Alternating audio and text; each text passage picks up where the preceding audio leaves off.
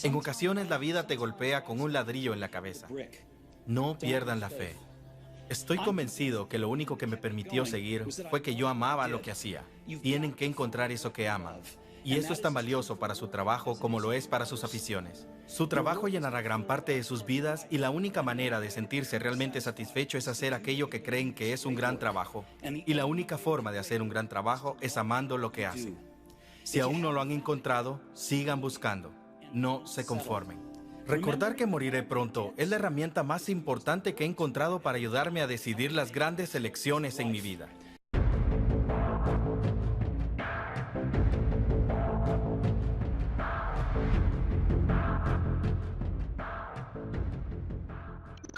Hola, ¿qué tal? ¿Cómo estás? Espero que te encuentres muy, pero que muy bien.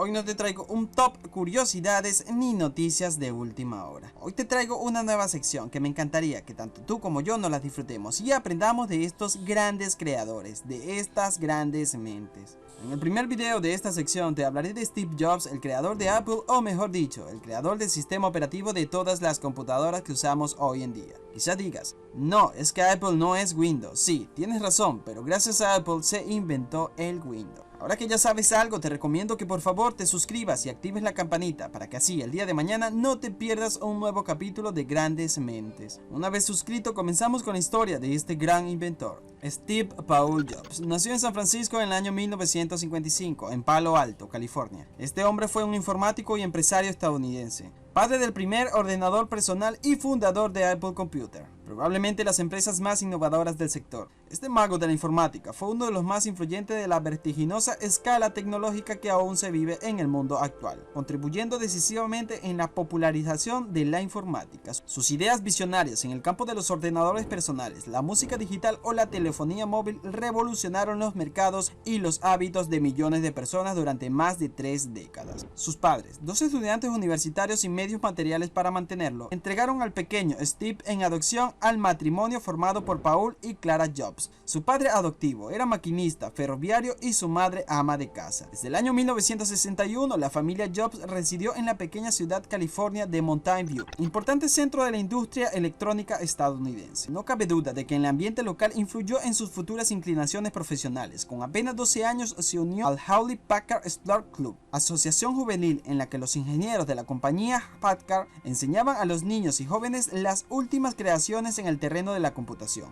Al terminar el bachiller en el Instituto de Homestead de Mountain View, Steve Jobs ingresó a Reed School, una universidad de artes liberales radicada en Portland, Oregón, pero abandonó los estudios universitarios un semestre más tarde. En esa época coqueteó con las drogas y se interesó por la filosofía y la contracultura, llegando a viajar a la India en busca de iluminación espiritual. Tras unas prácticas en la empresa Packard en Palo Alto, en 1974 Jobs fue contratado como diseñador por Atari, compañía pionera de la por entonces naciente industria de los videojuegos.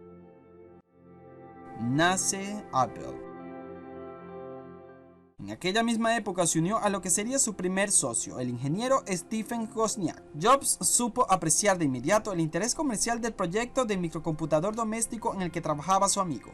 Entre los bartulos y enseres domésticos del garage, crearon primero una imaginativa placa base y luego un computador completo, el Apple I, considerado el primer ordenador personal de la historia. En 1976, con el dinero obtenido en la venta de su furgoneta Volkswagen, fundaron la empresa Apple Computer con sede en el garage de la familia de Jobs. Steve Jobs eligió el nombre Apple como un recuerdo de los tiempos en que trabajaba en la recolección de su fruta favorita, la manzana. El Apple II, una mejora del modelo anterior, fue introducida en 1977, convirtiéndose en el primer ordenador de consumo masivo. Tras una impresionante lluvia de pedidos, Apple pasó a ser la empresa de mayor crecimiento en los Estados Unidos. 3 años después, Apple salió a la bolsa con un precio de $22 por acción, lo que convirtió a Jobs y a Wozniak en millonarios. Steve Jobs había adquirido ya su fama de genio bifronte, magníficamente dotado para la tecnología y para los negocios, un excepcional talento talento creativo le había permitido tanto idear un ordenador revolucionario como triunfar en su comercialización. Tras el Apple II, Jobs y Wozniak se enfrascaron en la creación del Macintosh, el primer ordenador asequible y fácil de manejar sin necesidad de saber informática. Era la realización del sueño que acariciaba la industria de la invención del primer microprocesador en el año 1971.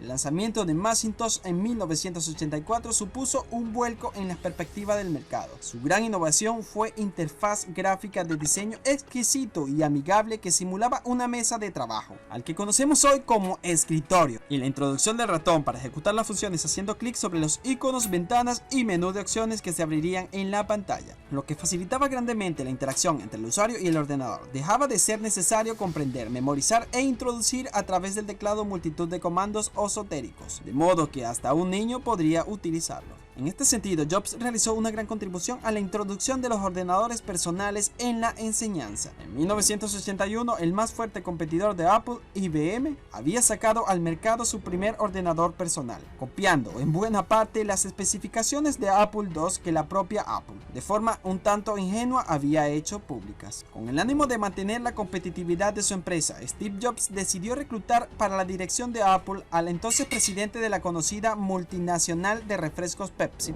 John Sculley, sin imaginar que este acabaría echándole de su propia empresa. El estilo de Sculley, un ejecutivo de la vieja guardia, chocaba claramente con la rebeldía y la manera heterodoxa de Jobs. Al mismo tiempo empezaron los problemas entre Jobs y Wozniak, relegado a un segundo plano tras un accidente, aunque según otras versiones, el deterioro de sus relaciones se debió al difícil carácter de Jobs, tachado en medios informáticos de tirano carismático. El resultado de ambos conflictos personales fue que Wozniak se marchó de Apple en 1985, año en el que fueron despedidos 1.200 empleados a raíz de una amplia reestructuración de la empresa, y Jobs dimitió para emprender en solitario una nueva andadura empresarial. Next Computer y Pixar. Desde ese entonces, Steve Jobs fundó una nueva compañía de informática, Next Computer, en el año 1985, y a continuación compró al director cinematográfico estadounidense George Lucas por $10 millones en la división de animación de la productora cineasta llamada Lucasfilm Limited. Así nacieron en 1986 los estudios de animación Pixar, centrados en la producción por ordenadores de películas de dibujos animados. Tan solo 3 años después, una de las películas realizadas por los estudios Teen Toy en 1988 mereció el Oscar de la Academia al mejor cortometraje animado. Para el año 1989, Next Computer lanzó su primer ordenador repleto de funciones extraordinarias, pero que no resultó rentable por su elevado precio y su incompatibilidad con la mayoría de los sistemas existentes en el mercado. Finalmente, el visionario Jobs cerró la división de ordenadores en el año 1993 con el mérito de haber creado el aparato con el que el programador británico Tim Berners-Lee ideó la World Wide Web, que sería la base del desarrollo y popularización del Internet. Mejor le iban las cosas en Pixar. Con el apoyo de Disney Motion Picture, la megaproductora del imperio que fundará Walt Disney, el estudio lanzó Toy Story en 1995, una producción que forma ya parte de la historia del cine por ser el primer largometraje realizado íntegramente por un ordenador. La película fue un éxito de taquilla y obtuvo un Oscar de la Academia de Hollywood. El siguiente gran éxito de Pixar fue Bichos, una aventura en miniatura en el año 1998, al que seguirían nuevos títulos memorables como Monster Inc. en el 2001 y Buscando a Nemo en el año 2003. Su antigua empresa, en cambio, atravesaba momentos difíciles. Desde el principio de los años 80, los llamados PC clónicos, ordenadores personales compatibles con los de IBM, copaban el mercado gracias a su bajo coste. Con Jobs al frente, Apple había logrado capear el temporal gracias al citado Macintosh del año 1984. Su intuitiva interfaz gráfica fácilmente manejable mediante el ratón era claramente superior al MS-DOS, el sistema operativo de Microsoft que llevaba los clónicos y justificaba junto con otras virtudes su elevado precio. Pero cuando Microsoft lanzó las primeras versiones del sistema operativo de Windows, Apple perdió uno de sus principales argumentos de venta.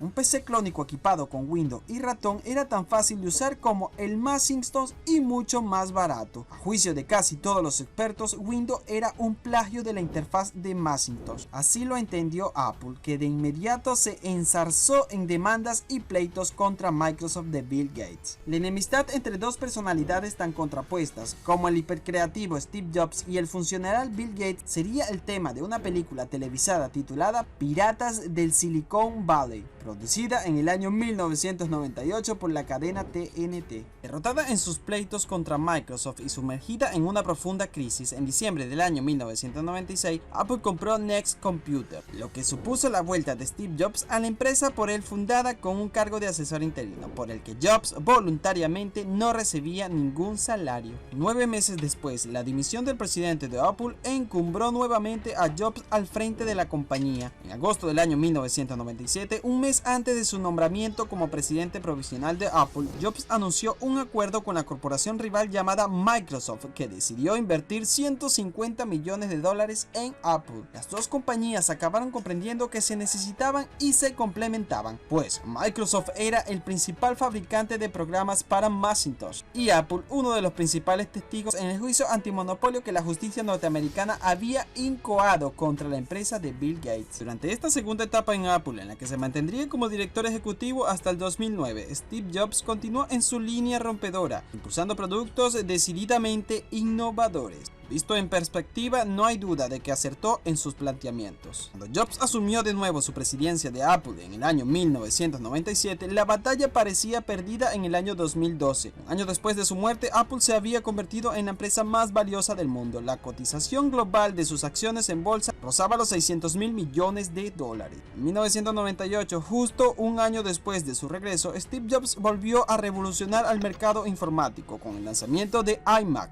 un ordenador compacto integrado en el monitor que, además de su espectacular diseño vanguardista, estaba preparado para navegar por internet. Su éxito de ventas colocó a Apple nuevamente entre los 5 mayores fabricantes de ordenadores personales de los Estados Unidos y acarreó una revaloración del 50% de las acciones de la compañía. Nuevas versiones del iMac con mayor potencia y cada vez más sofisticadas prestaciones y diseños seguirían apareciendo en los años siguientes, con gran aceptación entre su legión de usuarios incondicionales. Como si el mundo del ordenador personal se hubiera quedado pequeño, Jobs pasó a desplegar su inagotable inventiva en otros ámbitos, conjugando como siempre había hecho las novedosas funcionalidades con la máxima simplicidad de uso y elegantes diseños minimalistas. El primero fue la música digital. En el año 2001 desembarcó en el sector musical con el reproductor de audio de bolsillo, el iPod. 2 años después creó la tienda musical iTunes, que lideró de inmediato la venta de músicas en línea y sigue manteniendo su posición dominante. Desgraciadamente, sus problemas de salud lo obligaron a apartarse temporalmente de su trabajo en el año 2004, pues este fue tratado de un cáncer de páncreas. En el año 2007 presentó el iPhone, primero de la familia de teléfonos inteligentes de alta gama producida por Apple. Este teléfono fue declarado el invento del año por la revista Time. Su pantalla táctil integrada un teclado de orientación tanto vertical como horizontal e incorporaba una cámara fotográfica de 3 megapíxeles, un lector de música con las mismas funciones que el iPod y un navegador de internet. Inicialmente contaba con un número reducido de aplicaciones proporcionadas por Apple, pero la demanda de más programas por parte de los usuarios originó la creación de la App Store en julio del año 2008, una tienda de aplicaciones donde todo tipo de desarrolladores podían vender software diseñado para los iPhone y demás dispositivos fabricados por la compañía. Las novedosas prestaciones del iPhone fueron pronto imitadas,